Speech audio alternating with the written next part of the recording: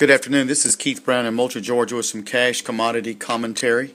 Market's very wicked today in many respects.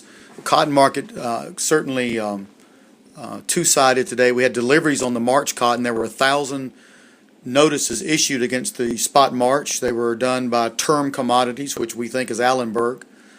Majority of them, not all of them, 800 of them or so, were stopped by ADM.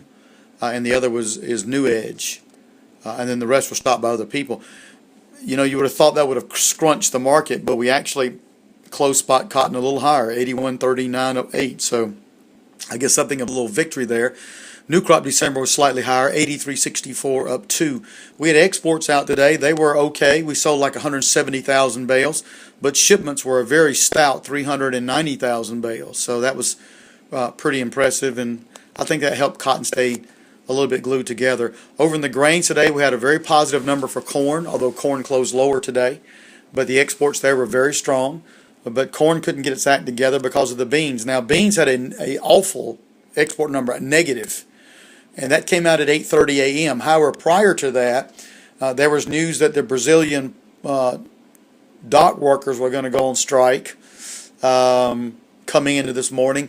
And then there was some talk that China, because of the frustration and logistics of getting beans out of South America, switched 2 cargoes from South America to the U.S. Well, that sent the beans really shooting to the upside.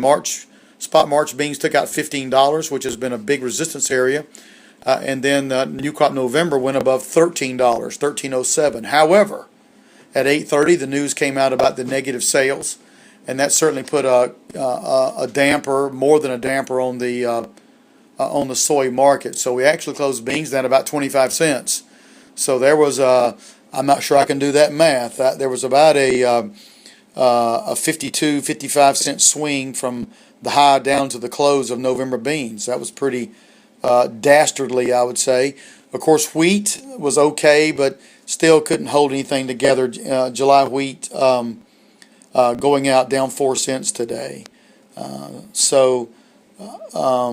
But we also need to keep in mind that today was option expiration for the March futures contracts, and typically on option expiration it gets very zany, very crazy. So we'll see if we can kind of level out next week and come back up.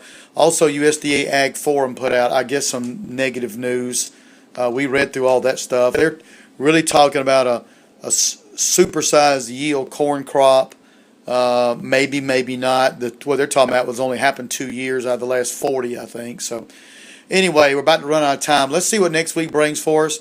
Give us a call at 1-800-910-1910. Thanks for listening.